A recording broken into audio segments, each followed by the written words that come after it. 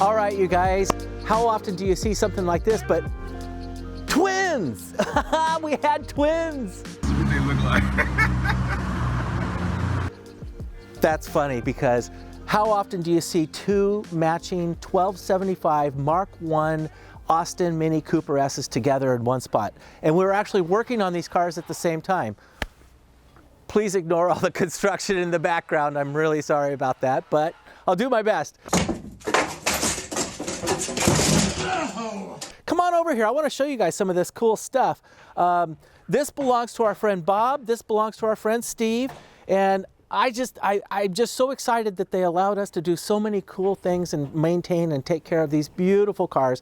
These guys drive these cars. These are not trailer queens.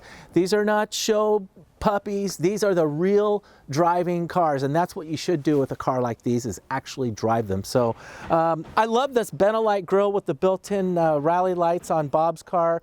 I love the European front plate holder. Come on around here. Look at the Abarth wheels. Now, we did do a ride-along video in this car, but Bob came in because we had to do something super cool. Come check this out.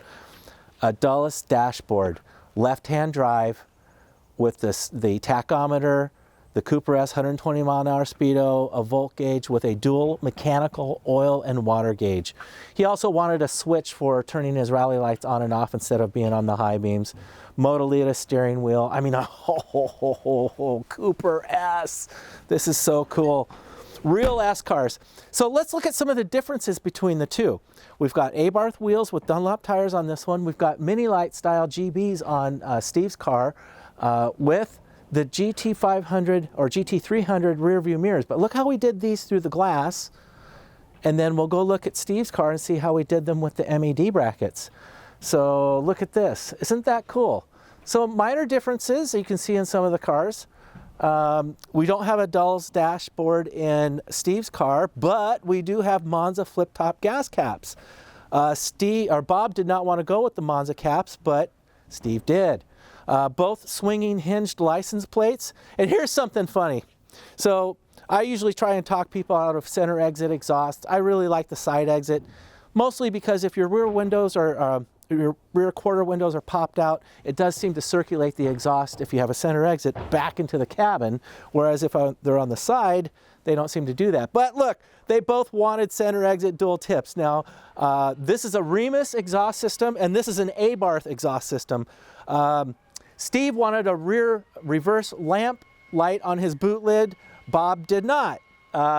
Bob used the SP Oregon plate on his swinging hinge plate. He keeps the original Oregon plate in the back window just in case you have to show it for any reason, I don't know. But I love that Steve's car actually has the North American drop bracket for the US plate, or Canadian plate because Steve's in Canada. And Bob elected not to go with it because he wanted to run the European Oregon plate, which we've done. Also, Steve wanted the boot straps, and he wanted a strap on the bonnet as well. Now, I apologize, we're missing one of the Lucas covers. I have it on order and it's coming soon.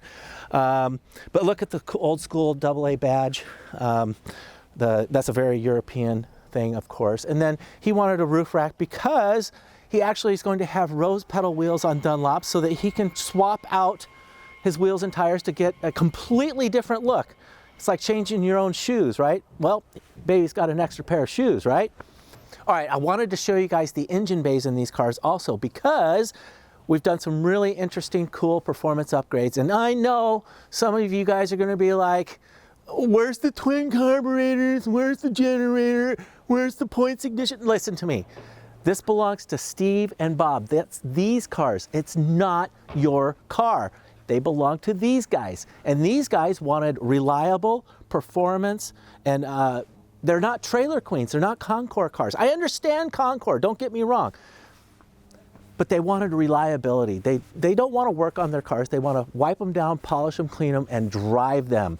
All right, these are not museum pieces. These are performance cars that they enjoy driving. So we did take the twin 1.25" carb off. We put the single 1.75" on there. We put an alternator on it, got rid of the generator and the voltage regulator, put an electronic ignition. So I've been on the side of the road filing points. I don't like it. It sucks, especially if you're in crazy traffic and the car quits and you got to get over and not get run over in North American traffic doing 70, 80 miles an hour. No, thank you. And rainy, cold, and wet, and you got to get out and file points. Nuh-uh, not into it. Anyway, neither are these guys. They want fast, reliable, fun cars, and that's why we've changed them tastefully. So if you want a Concours car, I get it. Go build it yourself. But this doesn't belong to you. It belongs to Steve, belongs to Bob, and they love them. Anyway, I just thought it was super cool. I wanted to show you guys a pair of Mark I tartan red Mini Cooper S's, 1275s with the black top. They even have the same color wheels. It's crazy. These are beauties. These guys are going to love these cars. I hope you do too. We'll see you on the next one.